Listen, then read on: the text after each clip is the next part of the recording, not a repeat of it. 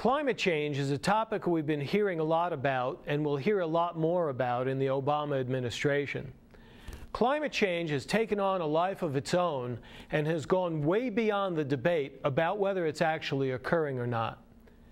The debate isn't about what to extent, if any, there is any contribution by human activity to the climate change process. The idea that the climate is warming and that people are responsible is now accepted fact by a range of folks, from average people to President-elect Obama. The scientists, those who do scientific research on climate, however, are divided in their interpretations of the research findings. Geophysicists are not at all united on the idea that the climate is getting warmer. Many geophysicists interpret the research as indicating that the climate is actually cooling. Other geophysicists see the change as part of the normal pattern of planetary cooling and warming that has resulted in the last 7 ice ages. The media and the politicians, however, are not divided in their interpretations. Climate change activists such as Tom Brokaw, Anderson Cooper, the Discovery Channel, and internet science pundits have decided that the planet is heating up and we've got to do something about it. This isn't just some intellectual debate with researchers presenting research and discussing the pros and cons of what is actually happening. It's not just TV shows with images of polar bears and glaciers calving off icebergs, or some scientists with graphs and charts. That's just the setup. The action has gone far beyond the media babble. In fact, it's already at the level of a developed global economic policy that will be agreed to and implemented in Copenhagen, Denmark in 2009. The Copenhagen Conference on Climate Change isn't going to be discussing whether or not the climate is really changing or whether or not human activity has any measurable contribution to the change. It's not going to be discussing any of the research that has been showing the global cooling trend over the past 10 years. What it will be deciding is a global economic policy called cap and trade, which will allow the UN to impose arbitrary carbon emission limits on American industry. Cap and trade is the policy which will cap emissions at a certain level to be decided on by the government. If an industry exceeds the cap, it has to buy carbon credits.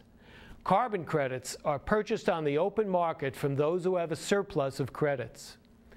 Carbon credits are a new class of asset that have been arbitrarily assigned to all countries. The idea is that industry will invest in cleaner technologies so they don't have to buy carbon credits. Either way, whether corporations have to buy credits or invest in cleaner technology, the net effect will be a higher cost of products to the consumer, but that will only be true if the products are made in America and Europe. It won't be true if the products are made in China or India. Why? Because China and India are exempt from the global emissions treaties. The majority of countries which ratified the Kyoto Protocol and the Rio Agreement were nations that don't have any industry to speak of. Nevertheless, even though they don't produce anything, they still have carbon credits to sell. The end result will be that most products will be costing more, and there's not a shred of proof that the carbon credit cap and trade scheme will have any effect on cooling the climate. When the president-elect recently said of the coal-producing industries in the South, "I will bankrupt those industries," this is the mechanism that he will use to do it. The end result will be that energy produced by coal and natural gas will be costing you more. Right now, natural gas and coal account for 60% of the power generated in the United States. If the carbon credits cap and trade scheme seems like it's penalizing producer nations and rewarding nations who don't produce, you've got that right. The carbon credit program on which cap and trade is based was created as a result of the Kyoto Protocol and the Rio Agreements, which were not signed by either President Clinton or President Bush. America didn't sign those agreements because it was clearly not in our best interest to do so. Why? First, it was clear that the agreements weren't really about pollution or the environment. If they were, then China and India wouldn't have been exempted from the requirements. Let me say that again. The two biggest polluters on this planet, China and India, were exempted from the Rio and Kyoto Protocol agreements. Only the US and Europe would have been bound to those agreements. Although India and China are now the biggest polluters on the planet, they are exempt from agreements like this. How can that be, you say? Here is how. The cap and trade agreements and the carbon credit program have nothing to do with the environment or with climate change. What they are about is money and the redistribution of wealth from producer nations to non-producer nations. So where are we now? Well, remember all of that talk during the Obama campaign about redistributing wealth? It wasn't just about taxing Americans who earn above $250,000 a year and giving it to folks who earn less money in order to reduce their taxes. That was just a throw out there idea to get votes. The redistribution of wealth is an idea deeply embedded in the thinking of the Obama administration, and it will play out in a variety of ways.